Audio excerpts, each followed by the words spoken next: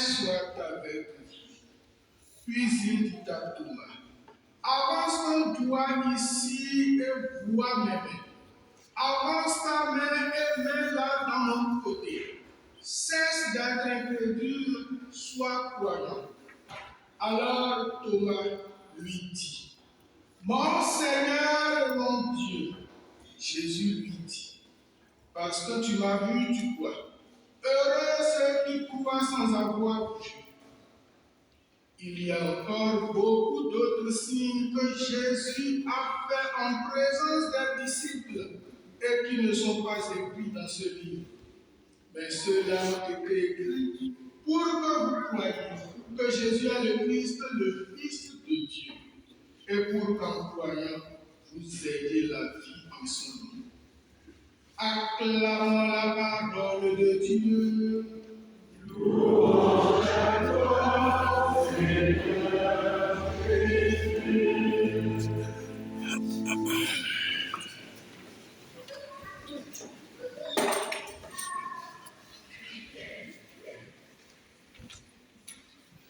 Bien-aimé de Dieu, c'était salué avec la salutation pascale, mais maintenant je voudrais que ça soit plus amoureux.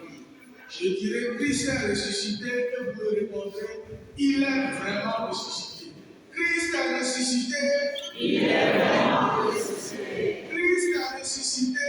Il est vraiment ressuscité. Vous savez, dans la tradition de l'Église, cette salutation s'appelle le baiser pascal. Et les premiers chrétiens se saluaient de la sorte. Et nos frères et sœurs, les chrétiens d'Orient, ont gardé encore cette tradition. Et ce ne serait pas mal que nous-mêmes, durant ce temps pascal, nous retrouvions les habitudes, les bonnes habitudes de l'Église. D'autant plus que pour nous tous, chacun de nous dans sa culture, la salutation porte un sens. Et aujourd'hui, nous sommes au 8e jour de Pâques. Aujourd'hui, nous clôturons l'octave de Pâques comme on le dit dans l'Église. Octave, ça fait 8 jours.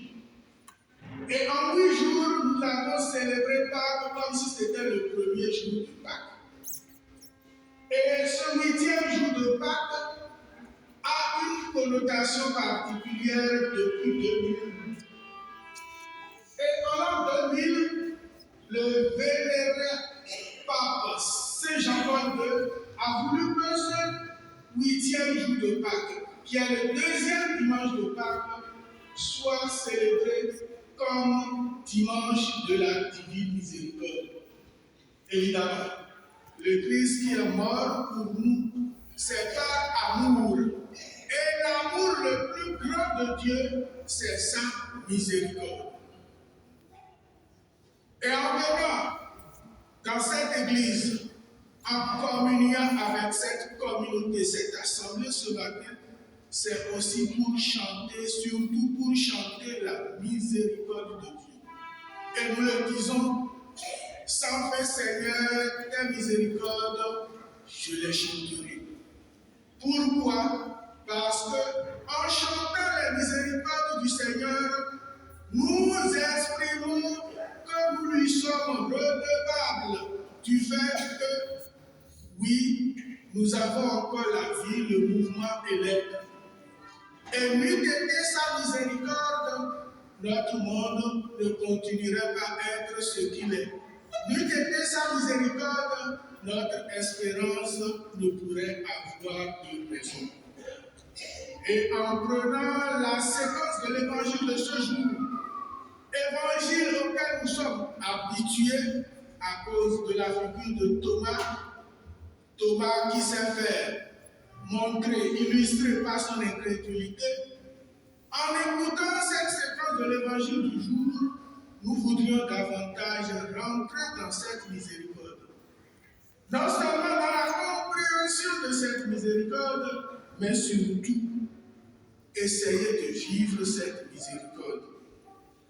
Tout à l'heure, je disais, quand nous saluons, la salutation a toujours un sens et la salutation surtout est porteuse d'un feu. Le Christ, en apparaissant le soit avec vous. Il est vrai que ça suit la salutation juive, shalom, paix. Mais à la résurrection, cette paix que le Christ apporte, c'est d'abord lui-même. Cette paix que le Christ apporte, c'est pour dissiper la peur des disciples.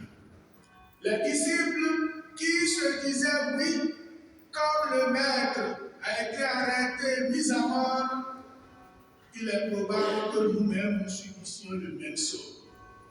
Et le Christ leur dit, n'ayez pas peur, j'ai vaincu la mort. Et en leur donnant cette paix qui est lui-même, il leur donne encore un autre bien plus grand, parce que lui-même ne sera plus toujours visible. Ce bien, c'est l'Esprit Saint. Et fort de ce bien, les disciples sont capables désormais de distribuer la miséricorde de Dieu à tous. Recevez l'Esprit Saint. À qui vous remettrez ces péchés, ils seront remis. À qui vous maintiendrez ces péchés, ils seront maintenus. C'est lourd de sens. Et peut-être certains ressentent ce que le Christ a donné comme grâce dans ces paroles. Certains d'entre nous le ressentons de temps en temps. Vous savez, j'en fais l'expérience puisque moi-même, quand bien même je dois donner le sacrement de réconciliation, je suis appelé moi-même à me confesser. Quand nous allons au confessionnal et que le prêtre nous dit, et moi, au nom du Père et du Fils et du Saint-Esprit, je vous pardonne tous vos péchés, allez en paix. Qu'est-ce qui se passe dans notre cœur? Ne nous sentons pas soulagés par un poids. C'est comme si on a ôté un poids de notre vie, de notre être. Et quand nous nous levons, on se dit, mais on est plus léger. Et pourtant, qu'est-ce qui s'est passé? C'est comme si j'étais venu très lourd et je pars soulagé. Il y a des choses qu'on n'explique pas, mais qu'on vit tout simplement. Comme quoi, ce que le Christ a donné à ses disciples comme grâce, cette grâce n'est pas un vain mot. Et ce n'est pas bien si parfois nous minimisons ce sacrement. Si nous avons la chance, la grâce d'aller à ce sacrement, allons-y. Le prêtre à qui nous nous confessons, il n'est rien. Au contraire, lui-même a intérêt à aller se confesser régulièrement pour que la grâce qu'il accorde à d'autres, il puisse en bénéficier. Sinon, il enverrait des gens au paradis et lui-même se retrouverait de l'autre côté.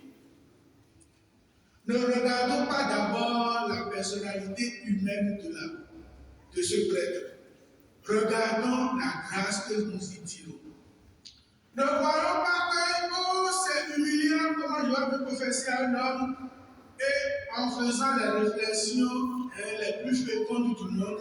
Non, ça nous fera beaucoup de mal. Nous nous aliénons en réfléchissant de la sorte. Notre Dieu n'est pas dans ces réflexions. Notre Dieu est dans la miséricorde. Notre Dieu est dans la simplicité. Notre Dieu est dans l'humilité. Et à nous qui n'arrivons pas encore à faire cette démarche de conversion, ce n'est pas encore grave. Ouvrons-nous à la grâce de Dieu autant que faire se peut.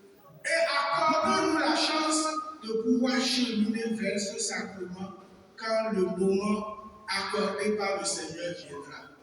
Mais le Seigneur nous accorde toujours sa grâce. À nous d'être attentifs à sa parole, à nous d'être attentifs au moment où il nous rendra visite. Deuxième aspect de la miséricorde dans cet évangile, c'est l'échange avec Thomas.